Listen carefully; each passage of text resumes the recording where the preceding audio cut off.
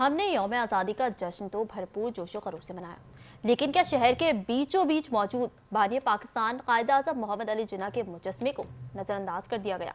आज़ादी के जश्न के साथ क्या हमने अपने कौमी हीरो की याद और उनके एहतराम को भूल गए हैं? मजीद जानते हैं अपने नुमाइंदे यासिर हुसैन से। जी यासिर। जी बिल्कुल, हमने 13 अगस्त की रात से 14 अगस्त की रात तक जश्न आज़ादी का जश्न बहुत ही जोशो खरोश के साथ मनाया, मगर ये जश्न सिर्फ हुल्लड़बाजी में मनाया। ये जश्न सिर्फ गाने और तराने बजाकर मनाया। ये जश्न क्या हमने शुक्राने की 2 रकात अदा करी?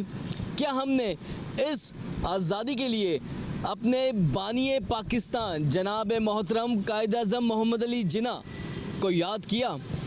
हम अपने बानी के मुजस्मे तो बना लेते हैं और लगा लेते हैं, मगर क्या उनकी साफ़ सफाई का ख्याल रखते हैं?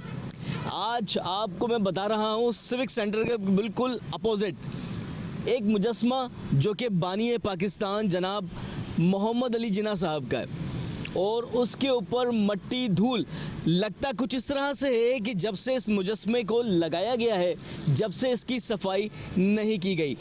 क्या 14 अगस्त को हमने, हर पाकिस्तानी की बात कर रहा हूँ, खाली मुताल्लिका इदारों की नहीं, हर पाकिस्तानी का ये फ़र्ज़ बनता है कि अपने बानी को याद करें, उनको दुआएं दें, मगर क्या हमने उस मुजस्मे को भी साफ़ करना ज़रूरी नहीं समझा? क्या हमने सिर्फ जश्न इसलिए मनाना था कि वहाँ पर जश्न के रात को, आज़ादी की रात को जश्न जो है वो हुल्लड़बाजी में मनाना था? क्या हमने सिर्फ बाजे बजा बजा कर जश्न मनाना था, या फिर हमने उसमें शुक्राने की नमाज भी अदा करनी थी? हमें अपने बानी को भी याद करना चाहिए था। कायद आज़म मोहम्मद अली जिन्ना साहब, हम आपसे शर्मिंदा हैं। तो ये हर पाकिस्तानी का फ़र्ज़ है कि तमाम ऐसी चीज़ें जो कि पाकिस्तान के लिए मोतबर हैं, उनका ख़ुद ख्याल रखें। जी।